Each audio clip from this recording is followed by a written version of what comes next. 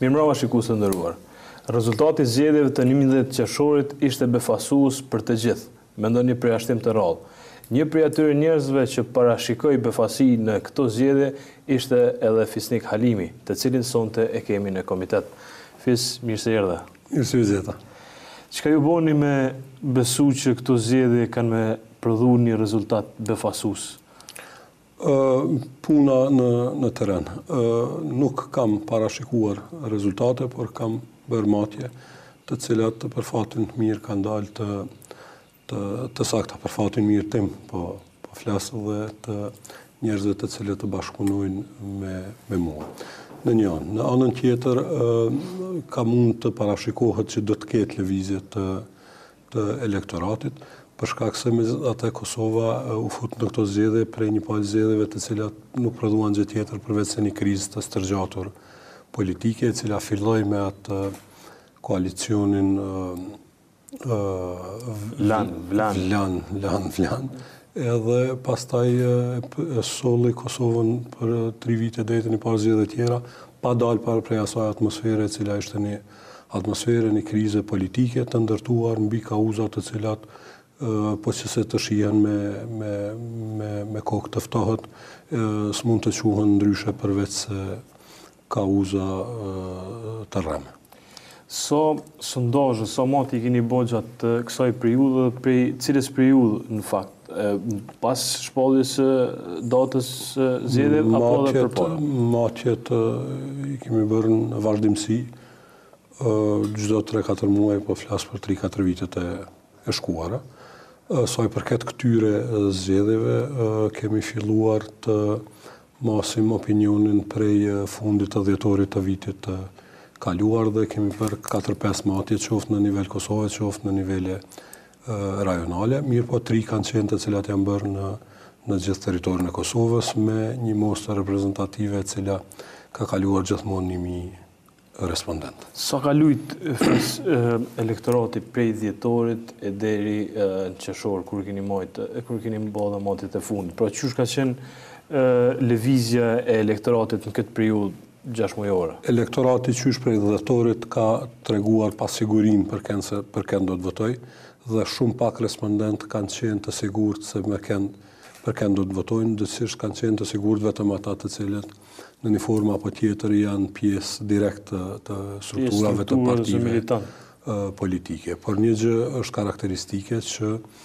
lëvizja vetëvendosje qysh herët ka së paku një vit e gjysmë, cila ka filluar një ngritje të jashtëzakonshme në elektorat dhe që qysh prej dhjetorit vitit kaluar si subjekt politik konstant del ose e para ose dilte në barazi të plot me PDK-n. Pra nuk është që vetëvendosje fitoi elektorat në momentin kur 2 partitë tradicionale formuan koalicione parazgjedhore. Vetëvendosja u rrit me kohën, por përjetoi një kthim prej 7-8% brenda një nate. Natën kur u bën të ditura koalicionet qoftë 7-8%. 7-8%, po. Domethënë në momentin kur janë bërë koalicionet, vetëvendosja ka pas një rritje kaq të madhe. Qartë, vetëvendosja vetëm një javë para se të bëheshin koalicione. Që vjen dikun 50-60.000 vota. Një numër jashtëzakonisht të madh të votave ka fituar vetëvendosja, është rritur brenda një nate dhe nuk është rritur më pastaj. Nuk është rritur më. Pastaj gjatë tërë fushatës ka qëndruar në ato shifra të cilat ka përjetuar rritjen natën që janë krijuar koalicionet. Fisnik, kemi qenë bashkë edhe në studio të ndryshme televizive, kemi analizuar rezultatet, gjithmonë kemi marrë mostër rezultatin e zgjedhjeve 2004. Sipas atij rezultatit shiku me koalicione PDK me partnerët e saj, pra PONI ka pas dikun 330.000 vota, LDK 220.000, vetëvendosin 100.000. Shikur tash rezultatet, megjithëse nuk është përfundimtar, pan rezulton që ka humbë 100.000 vota, LDK 50.000 vota, ndërkohë që vetëvendosje 100.000 vota i ka fitu. Shikoni. A kemi pas ndonjëherë kësi rezultati, kësi lëvizje? Nuk ka pas kësi lëvizje, nuk ka pasur asnjëherë. Çka ka ndodhur në këto zgjedhje është që LDK-ja dhe PDK-ja në mënyrë simetrike kanë humbur vota. PDK-ja esencialisht është humse e këtyre zgjedhjeve.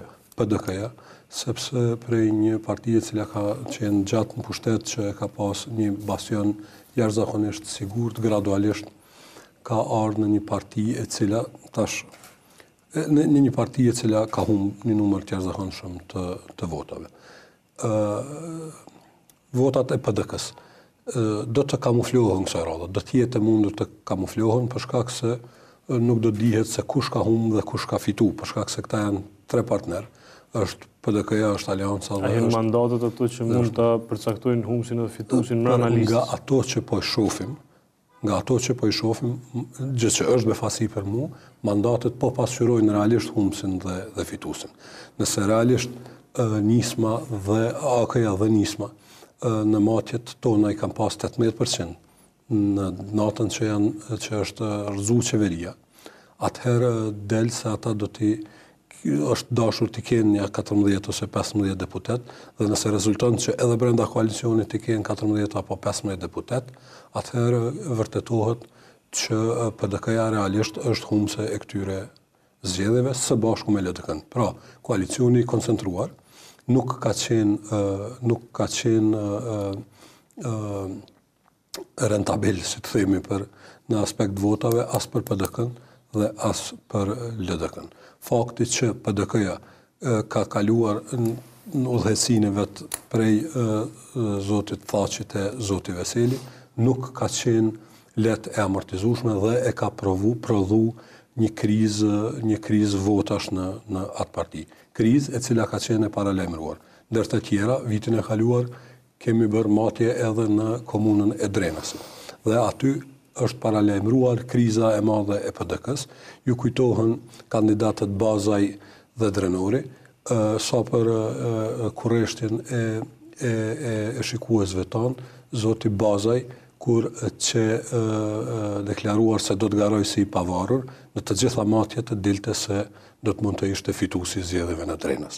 Dhe kjo që është interesant fakt. Është me të vërtetë interesante. Është pikërisht për këto kanë ndërhyrje të strukturat e narta të PDK-s që e binden që ti bashkohet ekipit. Padyshim, por zoti Drenori nuk rrin të larg prej shifra. Në sens zoti Drenori ishte i dytë dhe pastaj i tretë dilte zoti Ladrovci. Në fakt, nëse kjo rezulton që AK dhe Nisma marrin dikon 15 mandate, i bie që PDK do të jetë forca e tretë politike me mandate. Nuk e kam bërë llogari. Për shkak se nëse koalicioni pani merr 39. Jo, nuk i ka 39, i merr 38. Okej, 38 vota, vetëvendosje 31, qartë. LDK 30, jo. LDK do të ketë 29 mandate. Pra, nëse i heket 15 që të jetë partia ndoshta e por edhe te LDK-ja do të ketë kandidat nga AKR-ja dhe nga Alternativa. Është rasti i njëjtë për shkak se në LDK tash marr parasysh votat e Gjakovës, bie fjala, ku Alternativa ose Mimoza Kusari dhe AKR-ja kanë qenë forcë shumë e madhe politike, atje ndoshta pothuajse kryesorja, del që partnerët e LDK-s nuk është që kanë dalë aq mirë në këto zgjedhje. Nuk e di si do dalin partnerët e LDK-s me mandate. Mirë, po LDK-ja në matjen e ditës që ka rënë qeveria ka qenë në 21%. LDK-ja si e vetme. Alternativa ka qenë pavarësisht me 4% dhe AKR-ja pavarësisht me 6%. Që nuk është konfirmuar në fakt. Që nuk është konfirmuar në plotëni, do të thotë që dikund janë humbur 2 ose 3 mandate pas lidhjes së koalicionit. Droja ime është që një mandat e ka humbur Alternativa dhe 2 AKR-ja. Të mundshme. Pra që LDK prapë është aty në përqindje tek 21-22. Absolutisht. Megjithëse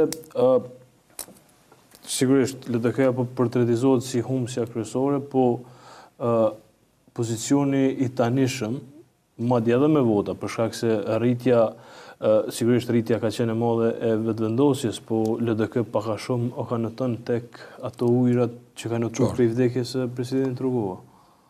Pikërisht LDK-ja edhe figurativisht edhe materialisht po nëton në ato ujra të pasvdekjes së presidentit Rugova, sepse mendoj unë, nëse më lejohet, LDK-ja nuk do të mund të arrijë të reformohet, të këndellët dhe të synoj fitore të rëndësishme sërish, pa e pranuar faktin se presidenti Rugova nuk është më si e para në aspektin funksional brenda partisë, dhe në dy si simbol kosovar ai tashmë ka marrë për masa të gjithëve dhe të gjithë i përullën të ashtu quajturës filozofi rugoviane dhe të gjithë marrin hise nga ajo filozofi.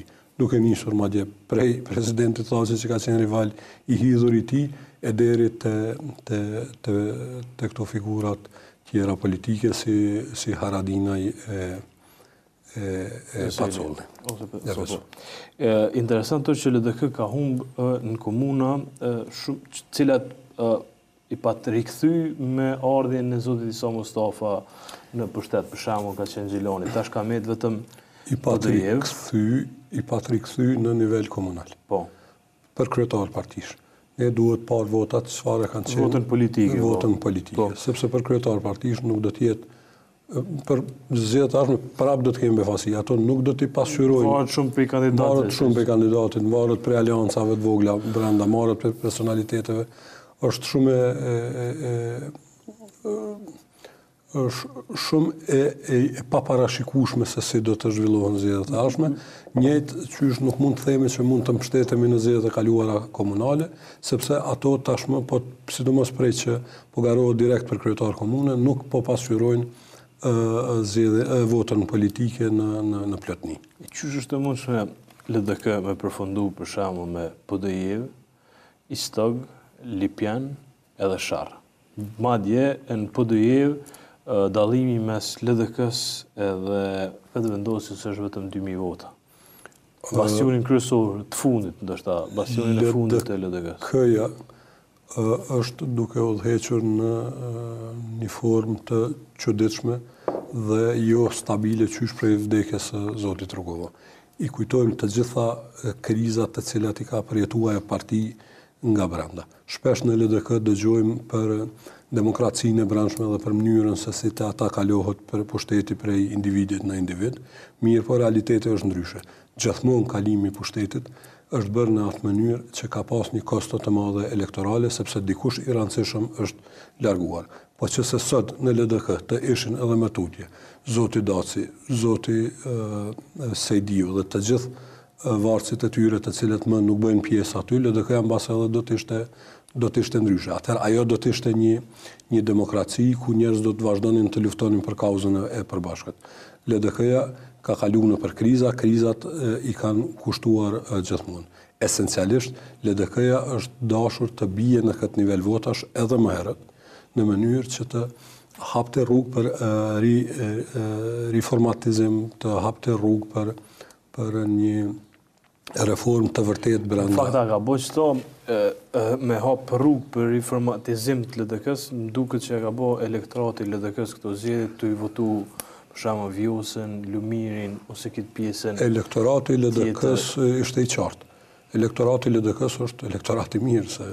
Që i bjen fakt se ka shpresë për reformim të LDK-s. Jo, elektorati LDK-s është në kërkim të reformimit. Është në kërkim të reformimit. Që do të thonë ai ekziston si elektorat, ai veç kërkon ndrim qartë, ai hidhrohet, ai e merr votën e hudh tutje, por është aty, sepse përndryshe LDK-ja do të kishte pak arsye që të mbijetonte në skenë me këto numra që është madje. E pse është të folim pak për PDK-n? Vetëm diçka nëse bën për LDK-n. Është një fatkeqësi të LDK-ja. LDK-ja me të vërtetë sa i përket moshës e ka rifresku listën. Por çka ka munguar në këto zgjedhje LDK-s është një talent politik. Nuk është faq talenti politik, nuk ka pas gjëra pikante.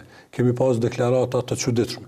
Tipit Abdullah Hoti, njeriu i cili synon të udhëheqë shtetin, reklamën kryesore ka unë, nuk jam politikan. Falë, kjo është strategjikisht totalisht e gabuar. Pastaj kemi pas një zotin Selmana, i cili erdhë prej shoqërisë civile, prej si një person mediatik dhe u fut në fushat me deklarata tipit të LDK-s viteve 2000, ku pasaktësisht botës sot mas luftës tipit që koalicioni i Tiranës. Përveç Gruevskit edhe ati Ivanovic si vjetën nuk kom një kuj që i pengon Tiranë s'ka platforma. Tiranë, ashtë qare. Në fakt duket që edhe Dritoni e ka bërë ndoshta strategjikisht, ndoshta edhe beson në ato që i thot, me marrë vota tek elektorati i LDK-s, pra këta militant që jenë një mend bindën për krejt ato akuzat që jenë bërë bota sot mas luft. Qartë, por determinimi atëherë është edhe ma fatkeq.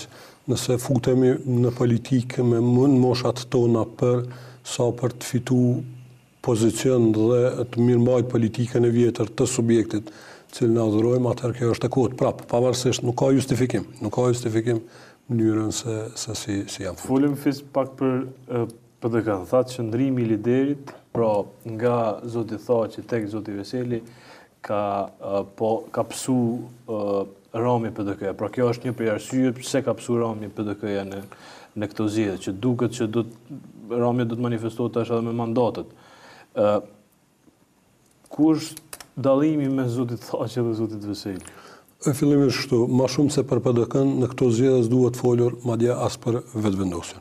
PDK-ja është humsja e madhe e këtyre zgjedhjeve dhe ata duhet në urgjencë të analizojnë se si kanë ardhur deri te humbja.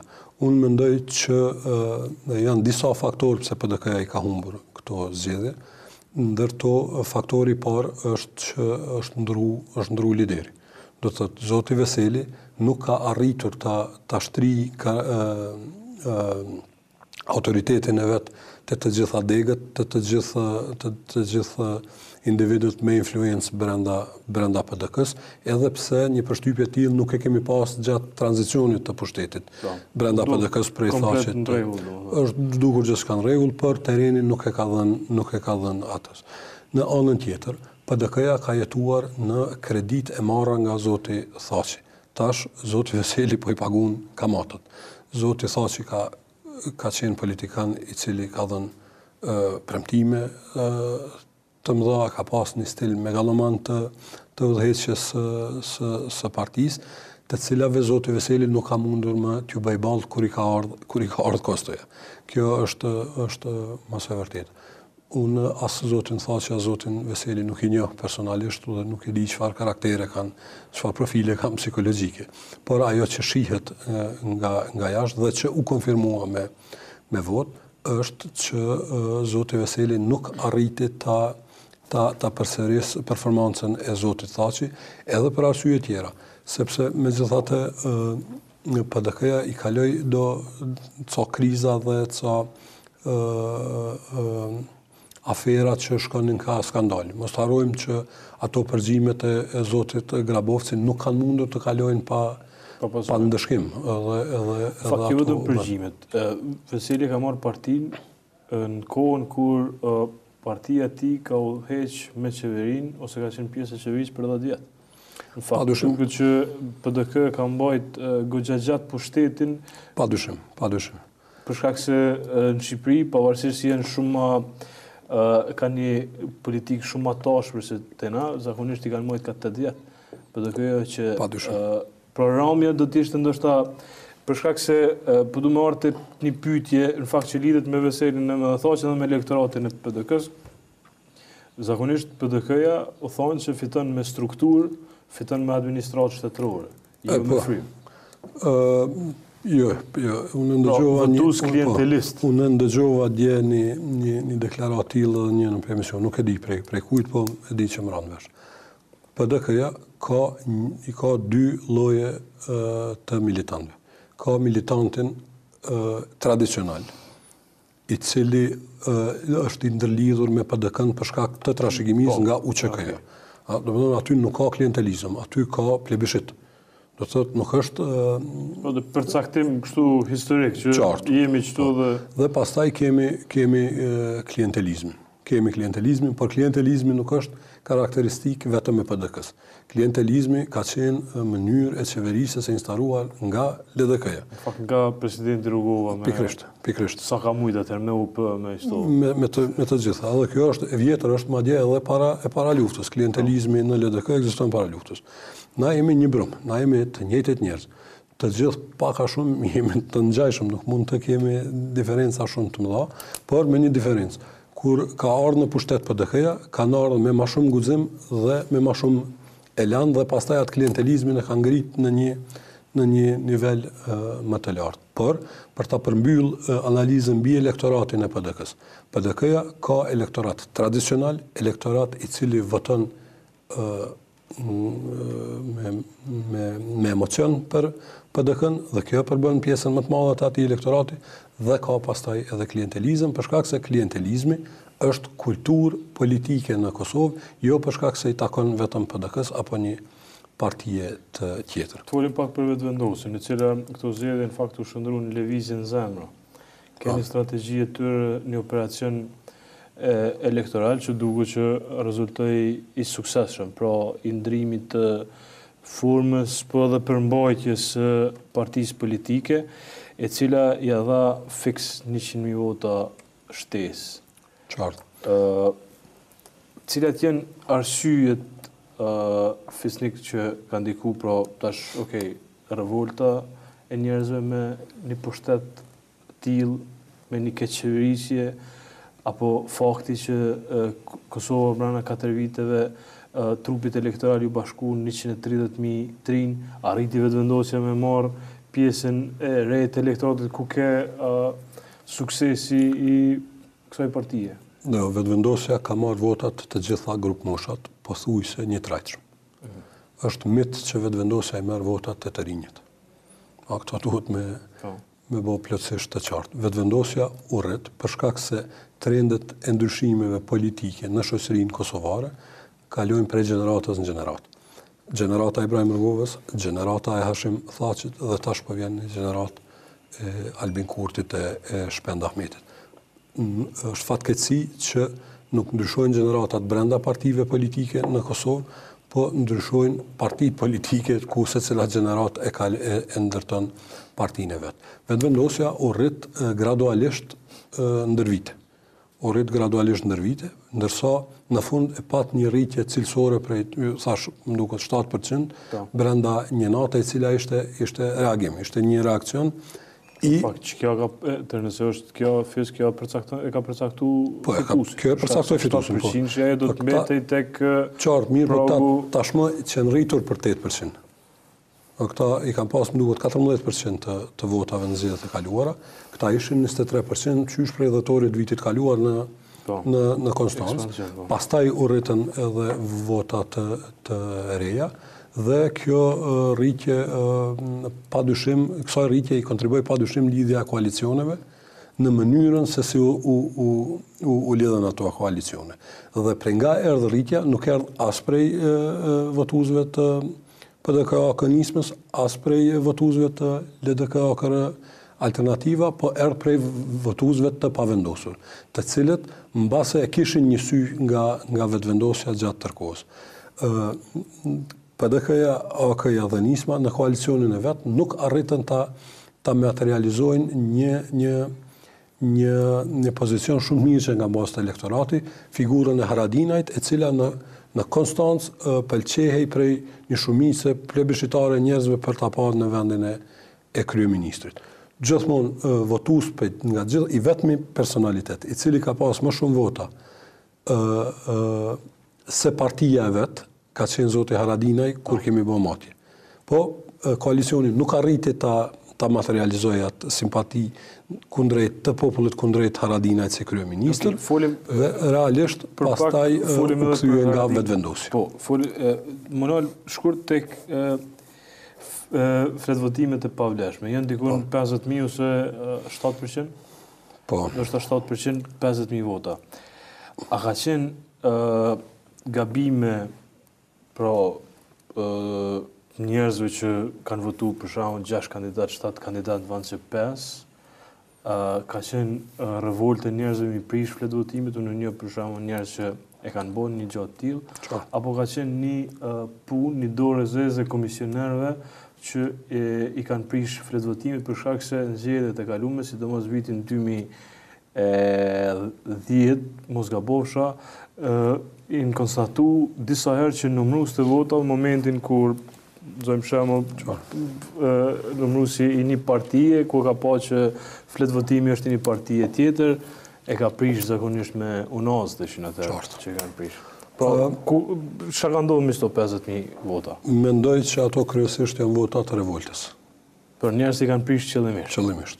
Mendoj që kryesisht. Natyrisht ka faktorë ndryshëm. Nuk mundën në tërësi ato të takojnë as grupacionet që i kanë prish me qëllim, as atyre që janë keqbërës dhe as atyre që kanë qenë thjesht të painformuar.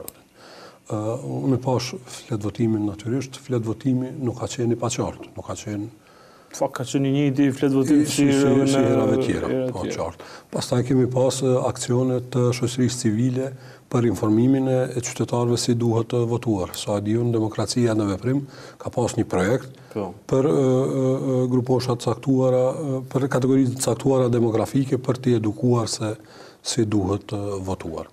Në njëjtën kohë kemi pas vëzhgim të mirë të zgjedhjeve. Kështu që edhe atë e përjashtoj edhe mundësinë që numri i madh i fletë votimeve janë prishur me qëllim, që se shumica atyre të janë prishur me qëllim, edhe pse përjashtohet mundësia që këto fenomene kanë qenë prezente në të vendvotimet, të vendnumrimet, kanë qenë prezente. Realisht mendoj që votat e pavlefshme më shumë përfaqësojnë revoltën se çdo kategori tjetër. Gzim Kelmendi, kryetari i Partisë Fjala, tha kanë qenë votat mijat. Kot. Qysh të do? Kot. Fisnik, nëse kishin shku, pra thatë që dikun 7% kanë lëviz në favor të vendosjes natën kur është bërë koalicionet fakt, edhe ai LDK-s me AKR-n, edhe i PDK-s me AKR-n dhe Nicme. Po të shkojnin gjitha partitë veç e veç në zgjedhje. Kush kish me qenë fituesi? Dhe është situatë hipotetike, po do të tentojmë të përgjigjemi. Po që se PDK-ja të shkonte në zgjedhje me lëvizjen për bashkim dhe Partinë e Drejtësisë, aleatët e saj tashmë tradicional, dhe të gjithë të tjerët të ngeleshin në votat e mëparshme gjithsesi të gjithë të tjerët të mbeteshin në ato votat të cilat kanë qenë në matje, atëherë PDK-ja do të fitonte me të themi me 26% kundrejt 23-4% të vetëvendosjes. Mirë po, është situatë plotësisht hipotetike, atëherë fushatat do të ishte e ndryshme, sulme do të ishin ndryshme, nuk e dim si do të zhvillohej. Por nëse do të ishin zgjedhjet aritmetik, atëherë PDK-ja me partnerët do dilte e para, por duke shënuar prapë rënje drastike votash. Për disa përqendve në fakt. Si u bo që... Pra 50.000 vota do të thonë. Zoti Haradinaj, kur u kthy prej atyre peripecive që i pat në Francë, u tha që pat rritje, një mobilizim i njerëzve, në fakt pritje në Prishtinë ke madhështore, për një moment këtë njerëzit dëshirojnë më fotografu me të, nuk duket që e ka pas të njëjtin pëlqim edhe gjatë kohës së fushatës, pra nuk është që ka vazhdu që ajo frym. Zoti Haradinaj në zgjedhjet e kaluara, në 2014 i ka pas më pak se 10% të votave. Po 9 pik diçka. Së bashku me Nismën, në matjen e fundit që kemi bërë vetëm për Aleancën dhe Nismën, kanë pas arritur në 18% të votave. Nga ato që po i flasim për mandatet që po i dim tashmë, duket se prapi ka marrë 18% të votave. Mos të harrojmë Zoti Haradinaj kaloi, falë Zotit Haradinaj, pani kaloi me 40% në Gjakovë dhe 40% në Pej. Peja dhe Gjakova përfaqësojnë qendra rajonale, do të thotë janë në qendra të mëdha të grumbullimit të votave. Ai e ruajti në formën e tij, por e investoi gabushëm. Pra, ju po besoni që AK Nisma do të arrijnë të kenë mandate aq sa po t'i mershin 18%. Po, nga ato që po i shohim në media, që informacioni që po rrjedh nga... Duket pak që jenë të fryme, në fakt, prej këtyre partive. Është e mundur, mirë, po nuk përjashtohet mundësia, po. Nuk besoj që nisma do t'i ketë 6 deputet. Nuk besoj. Po, mirë po, nëse do t'i ka nisma 4 dhe alianca 10, atëherë këta do të arrijnë të vota e 18%. Do të quhet rritje. A mund nxjerrin që ky rezultat, a mund ta prodhoj qeverinë e ardhshme? Mundët, sepse aty janë 100 vota në lojë, të cilat asnjë ligj nuk i sankcionon të shkojnë qoftë majtas, qoftë djathtas, qoftë nga do. Tash ne i kemi 38, eventualisht 39 deputet të koalicionit PDK-AK nismë.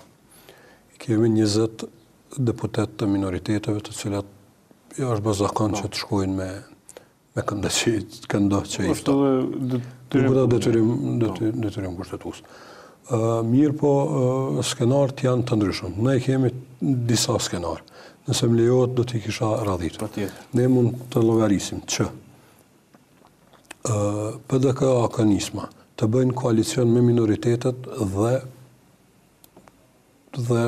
po e zëm LDK-n, ose eksponent të listë të deputetëve që janë brenda listës. Pra, 3-4 deputet që mund të kalojnë këtë pjesë. Qartë. Me kryeministër Ramush Haradinaj. Padyshim. Kjo është opsioni i parë. Padyshim, kjo është opsioni i parë. Harrova t'i kategorizoj. Okej. Mbi 2 parime ne mund të ndërtojmë qeverinë e ardhshme. Mbi parimet demokratike ose mbi parimet makiaveliste.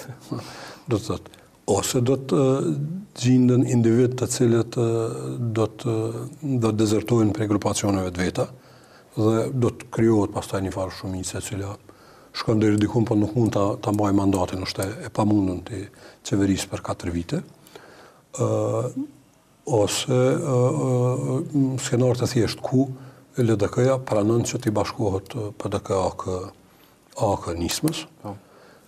Është edhe një skenar tjetër ku LDK-ja pranon që të përkra qeveri të pakicës, si quhet. Po që me kusht që ta kurszoj ato ose ta rrëzoj. Qartë. I jep afat të qeveri për hir të vendit e më thash, atëherë mbështes sa për muzeu dhe jam opozit. Koalicion. Qartë jam opozit, i tregon për qartazi për ligjet që do t'i votoj dhe ja pamundson po ashtu që të shkoj deri në fund të mandatit. LDK-ja mund të faktorizohet kështu edhe kundrejt vetëvendosjes, si dhe mund edhe t'ja jap mbështetjen gjithsesi të bëhet partner koalicioni me vetëvendosjen. Këto të gjitha janë opsione. Personalisht mendoj që edhe kësaj radhe në Kosovë do të triumfoj makiavelizmi. Po nuk e përjashtoj që makiavelizmi mund të ndodhë në 2 kampet. Vetëvendosja ka bërë thirrje të hapur për deputet individualist nga bloku pan që të kalojnë ta përkrahin qeverinë e saj, gjithë që mendoj që nuk është parim demokratik. Për shkak se ata kanë thirrja tyre më duk kështu, ajde mbështetni na qeverisim, ju rrini aty në parlament, që nuk më duket që josh deputet të Kosovës që megjithatë janë mësuar me funksionu mbi këto zone. Vetëvendosja ka një precedent qeverisës në Kosovë, është duke qeverisë Prishtinë. Pa koalicion. Filloi pa koalicioni dhe po përfundon me koalicioni. Vetëvendosja që në nivel të gjysmë qeverisë me koalicione. Ka në koalicion AKR-n dhe ka në koalicion AK-n. Ka koalicion klasik. Do të thotë që unë nuk thashë dje në një emision, nuk besoj shumë në moralin politik të asnjë subjekti politik në Kosovë, kështu që mendoj që ashtu si thashë më herët, ne jemi të gjithë të njëjtë, kjo është kultura jonë politike dhe mund të priten gjithçka prej gjithkujt. Me kënd i konvenon LDK-s me një koalicion? LDK-s do t'i konvenonte të përkrahte një qeveri të pakicës. LDK-ja ka nevojë për pushim, LDK-ja ka nevojë që të servisoj veten e vet, të ngjall reformën brenda vetës, të madje ndoshta edhe të rishkruaj statusin e vet mbi cilin operon dhe të shoh fuzionimin me AKR-n dhe alternativën. Për shkak se në fakt nuk duket asnjëri opsion i mirë për po hyri me PDK-n edhe me vetëvendosjen do të jenë komplet pozicionet nënshtruese të LDK-s mbrana këtu në LDK-ja me këndo që hyn në koalicion, pavarësisht që ai koalicion do të rritet në emër të stabilitetit të vendit, institucionalizmit dhe broçkullave të tilla, do t'i bëj dëm të ri vetës së vetë. Ose do t'a fuqizoj vetëvendosjen si në skenarin serb ku Vučić dhe Dačić bën një koalicion ku Dačić ishte kryeministër, pastaj e u forcuat shumë sa që tash ngri ato për unë ka të dënë. Do të thotë është ai skenar, ose do të kemi një skenar tjetër kur këta do të shndrohen në një parti plotësisht të vogël. Pra, sipas asaj që thatë, gjasat i ka që Pani ta bën qeverinë. A ne kupton kjo që edhe më tutje zoti Haradinaj do të jetë kandidat për kryeministër? Zoti Haradinaj, për shkak se qysh tash e ka nis me fol fakt edhe me pa disa qarje edhe brenda Panit. Padyshim, ato rezultatet e këqija ngjallin pa knaçi, pastaj kërkohen fajtorë në mes veti. PDK-ja ishte e qartë, thatë që në çdo skenar ne përkrahim zotin Haradinaj. Tash mbetet detyrë zotit Haradinaj që të edukoj zotin Berisha Anton dhe zotin Berisha Zafirin. Është mbetet e tij sepse ata janë partnerët e tij, realisht janë varësit e tij direkt. Mirë, po sido që tjetë, zoti Haradinaj do ta ketë shumë të vështirë të krijojë qeverinë dhe edhe më të vështirë ta mbajë atë qeveri pasi që ta krijoj. Sa muj do të na shkojnë deri në qeverinë e re?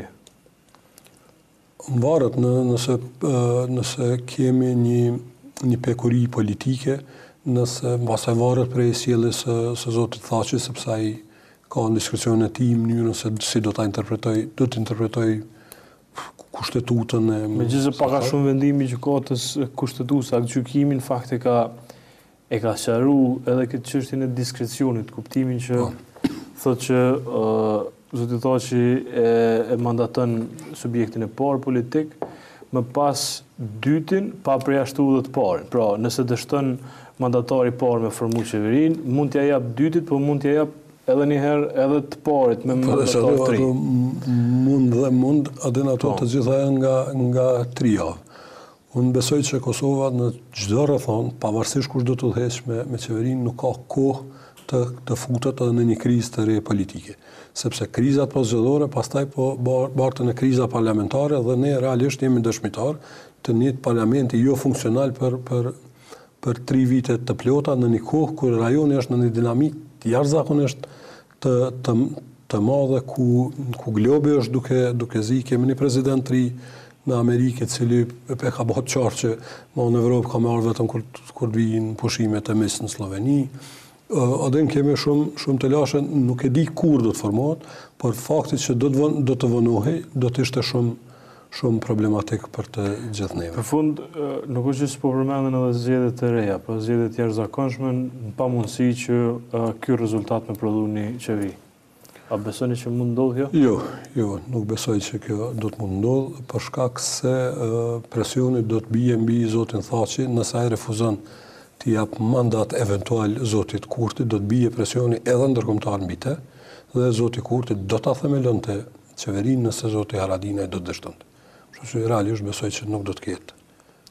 Fisnik, faleminderit. Ishte kënaqësi. Shikues të nderuar, me ne sonte ishte zoti Fisnik Halimi. Shihemi nesër, natën e mirë.